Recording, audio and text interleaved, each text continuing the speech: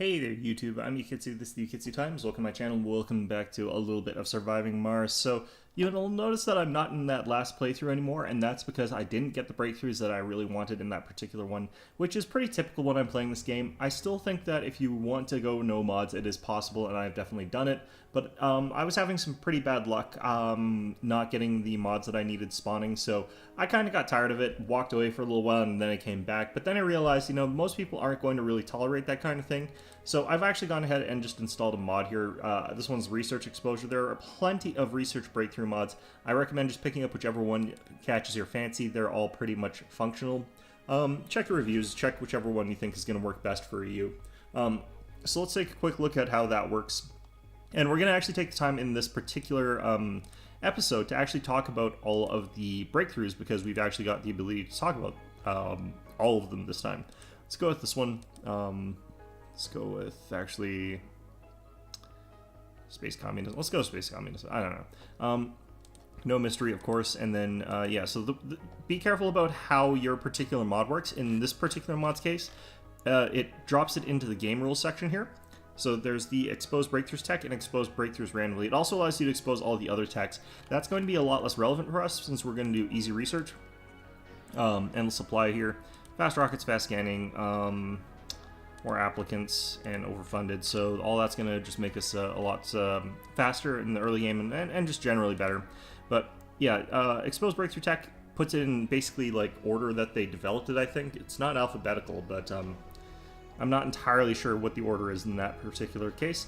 The other one puts them in randomly, and you would pick this one if you wanted to potentially get one of the later game ones early. The other thing that this introduces is cap all research cost. If you don't have the cap research cost, the breakthroughs become ridiculously expensive because the late ones, since it's such a long list, become exorbitantly expensive. So I'm going to go ahead and cap all research costs there, and that's going to be fine. Let's go ahead and hit next here. We're okay with this one because we're going to be sending another rocket just basically right away here. And we're looking for Lithium Alpha. And again, you can go sort of anywhere you want to develop your city. If you want one that's got lots of mountains and ranges and stuff like that, that's fine. If you want somewhere that's sort of flat, this is a pretty decent one. I'm pretty sure there are actually flatter spots on the map, but I think this is a pretty decent flat map.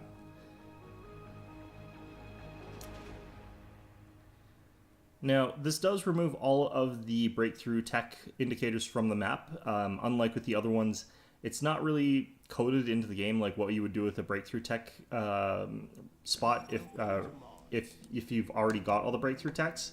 So that doesn't really apply to this game. I'm going to go ahead and just build our stuff in here. And the reason, despite the fact that this has fairly limited resources, is because I've got the endless supply, so I don't have to worry about the default resource limits. I'm going to go ahead and just drop this guy here, but more importantly, let's talk breakthrough techs. So, we're just going to go through all of them and discuss like how good or bad each of these guys is here. So first of all, we got construction nanites. Buildings construct themselves slowly without drones. Nanites will seek out resources from nearby resource depots. So this is a bad breakthrough, and there's a couple of reasons why. The most important one is that if your building is being built outside of the radius of your construction grid, of your nanites, of your drone, sorry, it's not going to be able to be repaired. So everything you build, for the most part, should actually be within range of some sort of drone hub. Now, the exception to the construction nanites is they're actually kind of useful if you're going to try and build a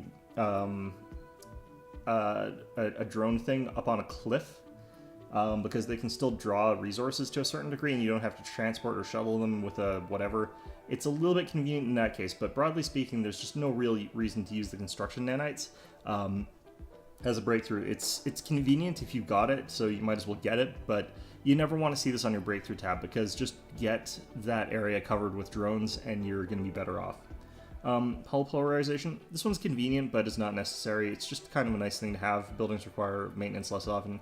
Anything that reduces maintenance cost is going to be okay at the very least. So I don't mind seeing this one on my breakthroughs list. It's okay. It's not great, but it is a good one. Project Phoenix, this one's confusing. It's one of the ones where you use it to just get higher population. If you're looking at this sort of thing about the traits or whatever, that's broadly speaking actually pretty irrelevant. When a colonist dies, there's a 50% chance he or she is reconstructed as youth with the same traits.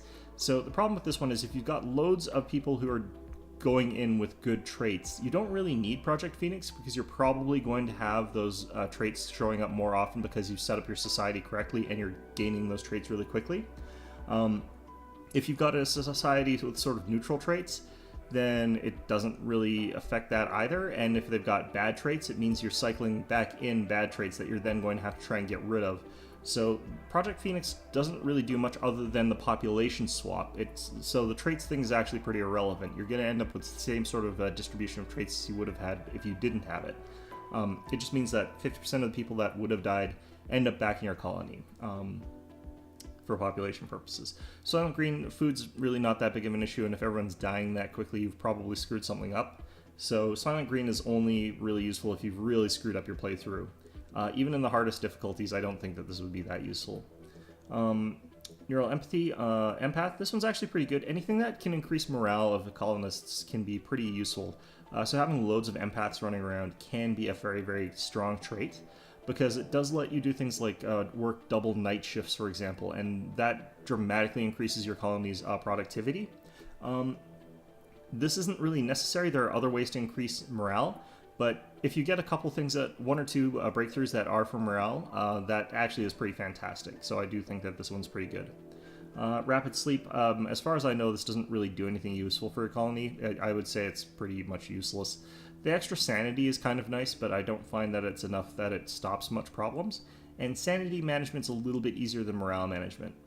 Positronic Brain. Positronic Brain is for if you, for some reason, have a colony where you don't have enough colonists, for whatever the hell reason, but can still operate your drone assembler, which is rare. I don't find that if I've got tons of colonists that I can actually build a ton of extra things in the drone assembler. I would, broadly speaking, have them working elsewhere. But if you could get a couple of these, that does help out just because they don't die of old age. So you could get a couple of these, but broadly speaking, I would say that this is a pretty useless breakthrough. Most of the time I've got the problem of having too many people, not enough people. Safe mode. This one's kind of interesting. If you're on really, really difficult settings, it can be okay, but I'd rather have other abilities that make it so that they don't end up in sanity break situations in the first place. And yeah, this is not really a great breakthrough in my opinion. Hive Mind, this one's useless because it only works in the arcology. It can give your people in the arcology a ridiculous bonus, but you're only getting a small number of people in those arcologies. You could theoretically get some sort of like dense cluster of small-sized domes, all of them with hive minds and arcologies, where everyone lives in arcologies, and every other tile in all of your buildings is devoted to other things. Potentially that might make hive mind good, but I don't think that that's worth building around, in my opinion. Space rehabilitation, colonists have a 50% chance to lose a flaw on their journey to Mars. This one's useless as well. The problem with this one is that if you're getting it, it means that you're trying to bring lots of people with flaws back from Earth. And since you've only got that 50% chance of losing those flaws, if you have some people with really, really bad flaws, you've only got a 50% chance of getting rid of that flaw. So, reasonably speaking, you don't want to risk bringing people with lots of really bad negative flaws from Earth to Mars, and this encourages you to do that. So if you're really stuck in that situation where you have to send lots of flawed people to Mars, just be a little bit careful with your vetting process, and you're going to end up probably better off than if you would have taken space rehabilitation. Wireless power, recharge service drones in a 3x range instantly. This adds a little bit of productivity to your drones, so it's not actually just a convenience thing. It does actually increase their uptime, which does increase the amount of work that they can get done. So that's a little bit useful, but the amount of extra efficiency is so low that I would never recommend this one. Printed electronics, this one can be actually quite good.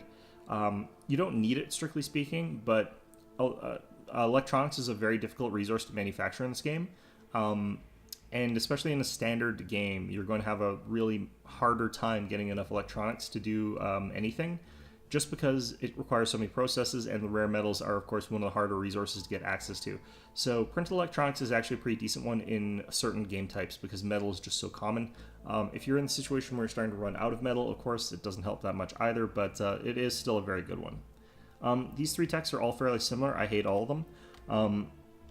if you're on a standard map with any sort of distribution of resources, you can find enough to get by even on relatively scarce maps, and having any of these three techs doesn't really do much for you otherwise. Like, you end up with these deep resource veins that give you a ridiculous amount of stuff from those resource veins, but you shouldn't have to tap those unless you're going for some sort of really long haul game. But if you're going for the long haul game, what you want is the one that just gives you unlimited resources, because like, if it takes 3 techs to get all of the 3 underground resources here, and it's still not unlimited. You're still going to run out if you're going for a city builder long game to see if it lasts indefinitely sort of thing.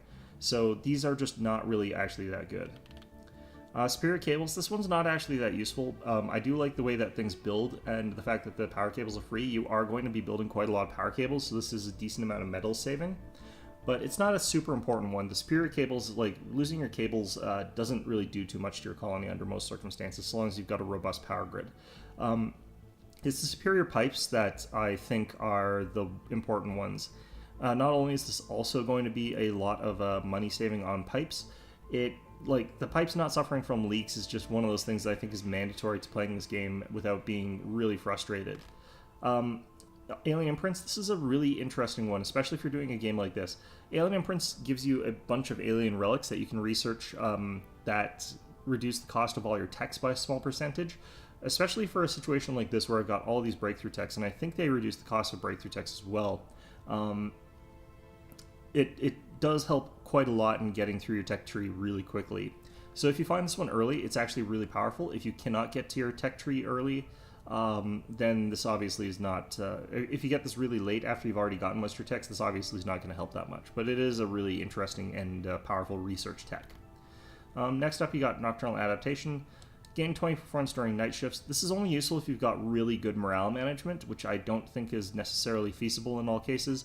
Forcing people to work the night shift means that they're stuck with lower morale and have that sort of potential to have really bad sanity breaks. So I don't think that Nocturnal Adaptation is a really good one to use unless you've got good morale boosts, like a lot of empaths or something running around. Gene Selection. This one's actually really good. Having those rare traits, they're so powerful in this game that having even double chance of it does help out quite a lot, especially once you've gotten certain things that can sort of manipulate how you're doing in terms of getting perks in the first place. But yeah, it's a pretty decent one. I wouldn't say it's necessary though. Doubled is not like mandatory, and you can get by with a colony without any rare traits, so it's not necessary. I do like it though. Martian Diet, this one's not too useful. Like, it's not that hard to have your farms operating and just having enough farms. Eternal Fusion, this one's actually really good, not requiring workers and having it operate at 150% capacity. That's actually really powerful. It makes it so that these guys are in some ways more efficient than just getting the microfusion. Broadly speaking, I would actually rather get the Eternal Fusion Reactor over the microfusion generator. It's just a really powerful tech there. Superconducting computing, if you've got lots of spare electricity, this is actually a great source of extra research. So if you've got the ability to just, like, say, slam down a whole bunch of Eternal Fusion generators, then that's a really great synergy for going through the tech tree quite quickly without using universities or anything like that. And I think it's a decent combination. Is it necessary? No. I've definitely had games where I've had it, and it's actually quite difficult to eke out that extra electricity in a lot of playthroughs, because electricity is such a required resource that you're going to be sucking through most of it most of the time. But it is great for those little bits where you do have that spare electricity. Nano Refinement. All extractors continue to extract small amounts when their deposit is depleted. This is the one that's kind of necessary if you want to have an eternal city, a city that's running forever, because this is what allows all of your city to operate indefinitely by producing small amounts of resources permanently. If you are not using that, the molehole mine, stuff like that, the large-scale excavation, none of these actually get you enough resources to fund an entire large-scale city. So unless you've kept yourself fairly small and compacted, you probably need nano refinement to go for an indefinite city. And honestly speaking, nano refinement is better than all three of these techs put together, just because, like, unlimited resources is better than 3 large lucrative resources. Next up here we got the Artificial Muscle. Drones carry 2 resources at once. This is kind of okay, but you could just build twice as many drones. Like, I understand that there's plenty of times where you're not going to be able to get more drones for whatever reason, but almost always I would rather just have more drones than to try and get them to have artificial muscle. I don't really like the ones that increase drone efficiency all that much. Inspiring architecture. Colonists and domes with Spire have increased morale. Again, not necessary, but it is always good to have at least some sort of morale booster. And this one's actually a really good one because you're guaranteed to want a Spire in all of your domes. So this one's actually quite a decent one. I really like it. Giant crops, it's not necessary, but it does help out a little bit. It reduces the number of farms that you have to have. Neo-concrete, dome concrete costs reduced by 80%. This is a huge savings in concrete. But concrete's also kind of the most available resource in the game under most circumstances, so it's really not that necessary under a lot of situations. And 40,000 science is a big investiture. I would actually rather keep the science for other more important things and lose the concrete.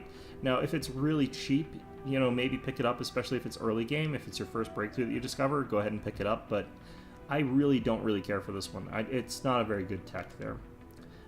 Advanced drone drive. I don't, again, care much about anything that increases the efficiency of drones. This is my favorite of the ones that do, just because 40% movement speed on drones kind of is more versatile than any of the other ones. Like the repair one, for example, or the carries two things one, for example. It doesn't help if it's repairing, since it only needs one resource to repair a building. It doesn't help if it's sort of doing a lot of things like building a building or stuff like that, or going to a recharger or whatever. So out of the really crappy techs that improve drones, this is the one that I like best. Dry farming water requirements of crops was reduced by 50%. This is actually a pretty good one.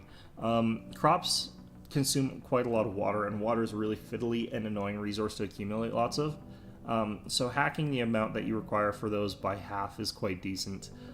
Is it necessary? Not really. You can just build twice as many moisture vapor. Well, it's not twice as many, but a lot more moisture vaporators. But this does really cut down that sort of requirement in a sort of nice way there. Martian steel lowers cost of buildings for building construction by 25%. Again, similar to the concrete one, metal's a very common resource. It's not as common as concrete, but 25% reduction on a common resource is practically nothing. This is not a very good tech. I would not really recommend getting this one under most circumstances, and I would never be happy getting this on my breakthroughs list. Vector pump, moisture vaporator upgrade, water production increased by 100%. This is actually better, strictly speaking, than the dry farming, and it's one of my favorite ones to get on this one, just for my convenience sake, because you run out of room for moisture vaporators, and moisture vaporators is typically speaking one of your biggest sources of water. So having access to this one really does help out quite a lot in terms of just not having not running out of those spaces for moisture vaporators. The double sounds good, but you have to remember the base production on these things is quite low, so it's not going to give you a ton of extra water, but it is going to be a big improvement all in the long run there. Super fungus, I don't really like this one. Now, if for whatever reason you're not capable of using farms, or maybe for example you started using mushroom farms because you got the mushroom farm tech really early and couldn't find the farm tech, and you don't want to delete your mushroom farms, just want to keep going with them, then maybe super fungus could be okay. I don't find that the increased production is meaningful enough, because the base production on the building is so low to begin with that increasing its production doesn't make it really that viable. It is still better than the hydroponics, but it's still not great. I don't think that this is really a tremendous sort of building upgrade. Hypersensitive photovoltaics. Broadly speaking, you want just any of the types of boost to electricity. It doesn't really matter which one all that much, but whichever one you get is probably going to skew you towards getting that particular type of electricity. The solar panel one's interesting in that I typically actually like getting some solar panels in the late game, because it allows me to sort of have a power spike during the daytime, which is when more of my people are working.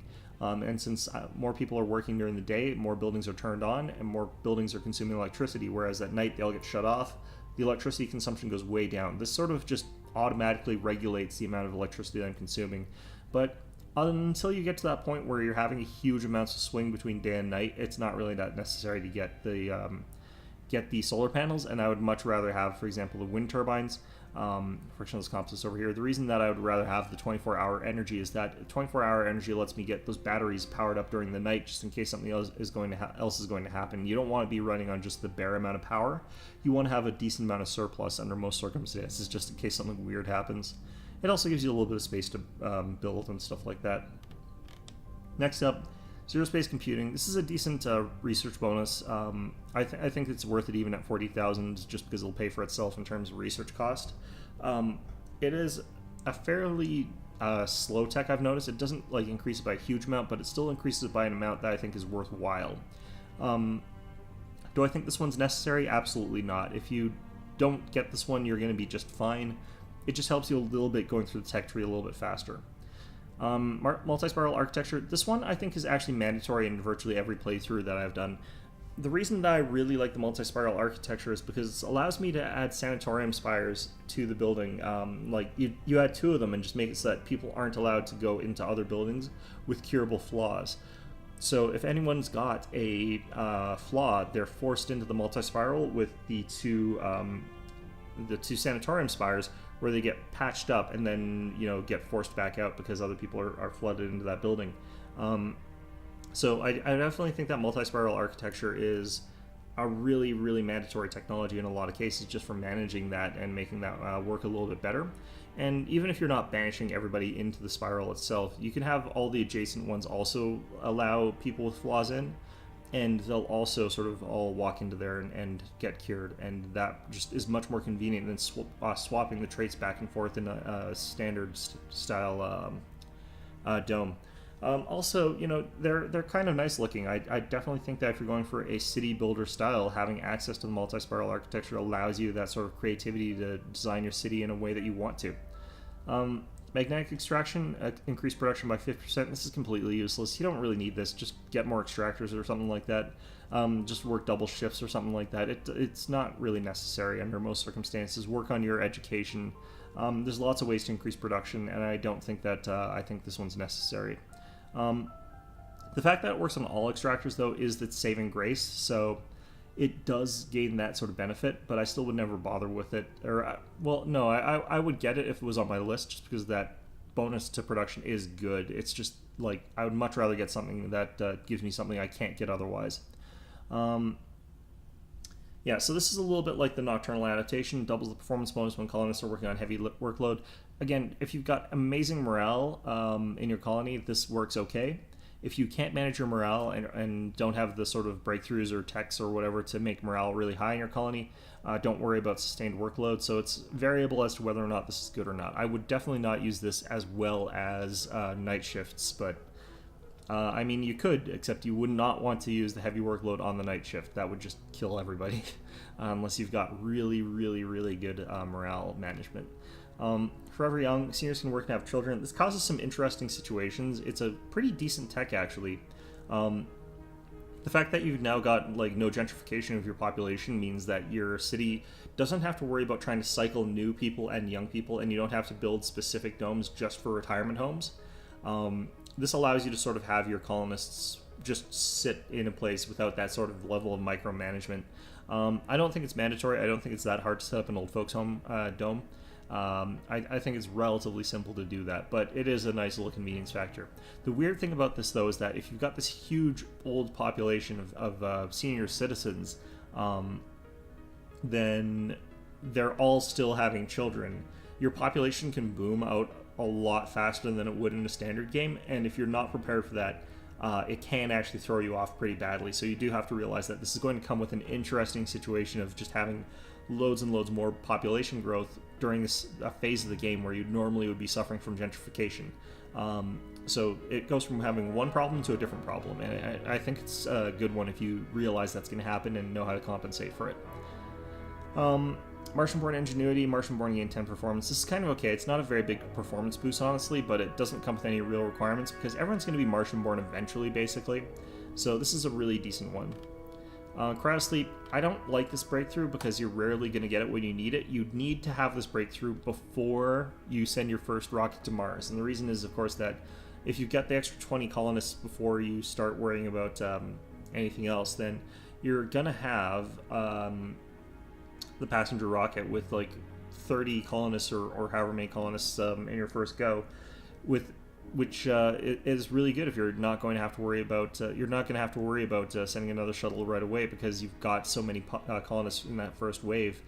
You don't really care if you can't send more colonists for another 10 years, so that works out really well. Of course, it's also not that useful because it's not too hard to go and get someone to be Martian-born in the first few years, so I don't think it's necessary either. Next up, cloning. Cloning, again, I don't like this one. As far as I know, like, you can even have senior citizen clones that don't do anything, but yeah, cloning vats. The problem here is that if you've got a real labor shortage, shoving 6 people into the cloning vats to make a bunch of clones just feels really counterproductive to me, and it takes up your spire slot. And the clones themselves are not necessarily any better than just having more people. And again, you're not likely to have the problem of not having enough people. I find it's more common for me to have problems of too many people in my colonies that I'm not properly accommodating for. There are a couple of rare exceptions to that. There's a couple slim phases of the game where that's an exception, but I would never rely on this breakthrough tech to sort of get me through those lumps.